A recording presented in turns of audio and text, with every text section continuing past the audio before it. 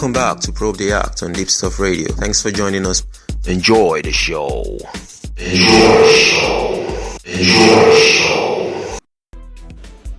Welcome back to Probe the Act on Deepstuff Radio with Emmy Hikins, and a lovely singer and a rapper and a songwriter.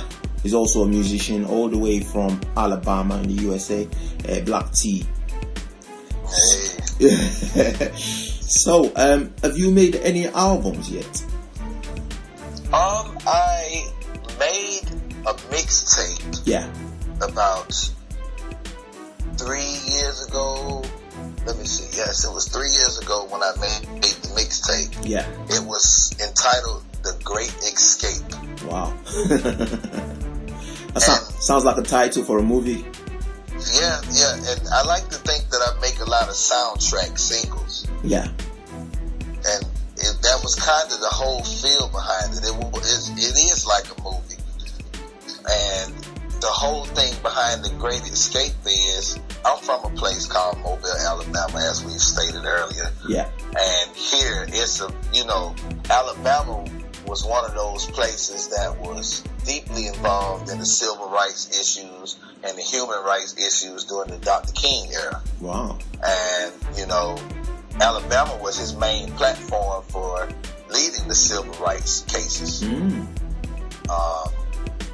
Unfortunately, when he came to Mobile, the black leaders here, they denied him of coming here because they didn't like the way he was doing things, and they thought that his ways were radical, which I don't understand how someone like him could be considered a radical. Yeah.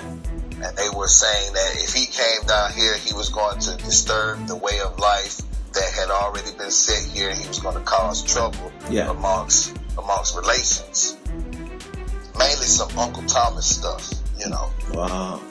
But my people here have never been liberated. So I feel like in this time and age and in my era, in my lifetime, it's up to me and people like me to lead the escape of this mental slavery and this mental condition that we go through. These people here are still oppressed. Yeah. I see what you mean. Yeah. Well, that's a bit of a political issue, though. Yes. Yeah, that's true. Right. So, what inspires you to write a song? Mainly the current state of myself. Yeah. My peers. And this entire nation over here. Because I don't know how you all get the news on our nation over here in America, but for someone that's living in it, I can promise you that it's fabricated. Is it? To the ways that people view it. Wow. Everyone looks at America as the land of the free and the home of the brave. Yeah. But can't be free if you pay taxes. It can't be free if they have a standard and a regulation on the way that you choose to live. Yeah. It's more of a freedom I'd say it's a freedom as in a choice you have to make. You have choices you can make. Yeah. You're free to choose to do whatever you want to do, but you're not free from the consequences of your choice. Yeah. So that inspires me a lot. And with us having a flesh-tone brother in the seat of the White House, I felt like it was really time to take a stand and get this music out here, because you have the attention of your peers. Everybody's focused on change. His main campaign was change. Yeah. So I felt like if I brought this change in music, maybe it'd be accepted right now, and mainly this whole history of this nation. Yeah. And the history of slavery and the history of oppression of civil rights and human rights in this country is my main inspiration. Yeah. Don't you just feel like that's a drop in the ocean? Yes. Sometimes it's hard to write. It's so much on your mind that it really takes you down in the drain. Yeah. And when I was 17, I I joined the United States Air Force, mainly by force. My mother signed me over and told me I had to go because due to the lack of my biological father being in my life the way that he should, I lacked the discipline that I should have been receiving. Yeah. And my stepfather, he did the best he could, but you know, it was still a part of me that had rebellion because it was like, this man isn't my father, and it's hard to receive that. Yeah. You know, but that was in an immature mindset as well. Yeah. So I went to the military and I did everything the way they asked me to do it. I did everything the way I was supposed to do it.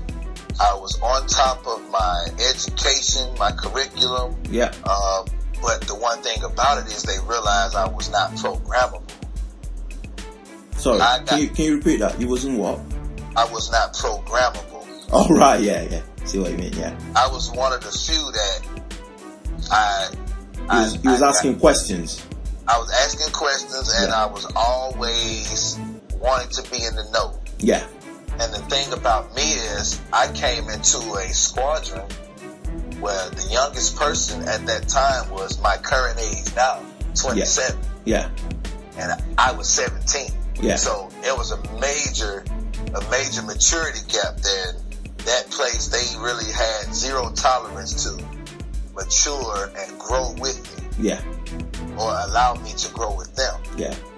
And when I got sent home and I came back to Alabama, it all reflected on me. And I'm saying to myself, like, why do I have to resort to work at McDonald's when I used to be in charge of secret documents, classified documents. Yeah. You know, I had a secret clearance. Yeah. And I wasn't a common man. You know, I wasn't the average joker. But when I come back home, I fall back into the same loophole as the people that are in my current ghetto here. Yeah. And it hurt me. And the only way I knew to express it was through radio and through music. Yeah. Wow. Right, so we're going to take a short break now. Please don't go away. You're listening to Probe the Act on Deepstuff Radio with Emmy Hikins and Black Tee DaPromoter all the way from Alabama. He's a musician and a rapper and a songwriter. And we're going to be hearing more from him when we come back. Please don't go away.